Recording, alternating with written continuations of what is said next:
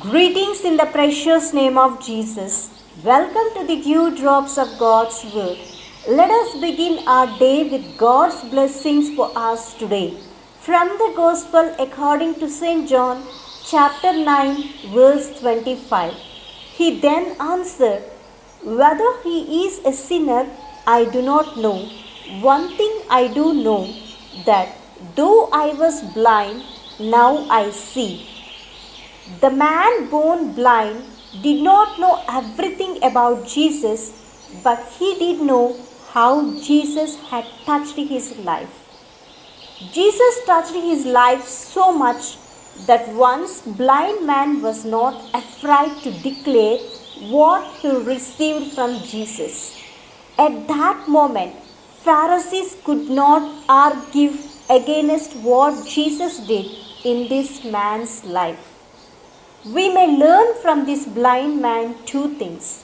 First, this declaration that though I was blind, now I see, by the blind man may be made by every converted sinner.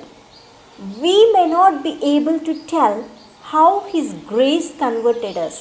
It is enough if we can say, I was a sinner, but now I love God. I was in darkness, but have now been brought to the light of truth. Shall we accept this truth and declare boldly, Christ is the light of my life? Are our lives touched by Jesus? And have we the courage to declare it before the world, not just through words, but through our lives and deeds?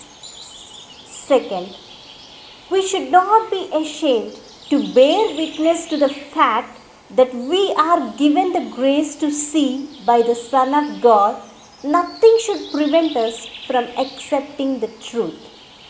In their proud and jealous attitude, the religious leaders of the day were so intent on discrediting this little miracle of the Lord Jesus that they missed the greatest miracle of all, that God incarnate was in their midst.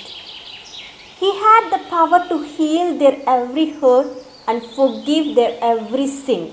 He has the authority to give them life eternal if they would simply open their eyes to the truth and say, Lord, I believe, help my unbelief. But instead, they remained dead in their trespasses and sins and stood in enmity with God and under eternal condemnation because they did not believe in the only begotten Son of God. Let us ask for the grace of childlike trust in the Lord Jesus, which gave birth to the salvation of the soul, for the forgiveness of sins, life everlasting, and spiritual growth. Let us say a small prayer. Abba Father, thank you for speaking to me through your holy word. My sweet Jesus, I pray that I may have eyes to see the truth and not to be influenced by the worldly attractions. Give me boldness to proclaim the truth of the glorious gospel. I make this prayer in your precious name. Amen. God bless you, my dear friends. Have a great day filled with God's grace and blessings.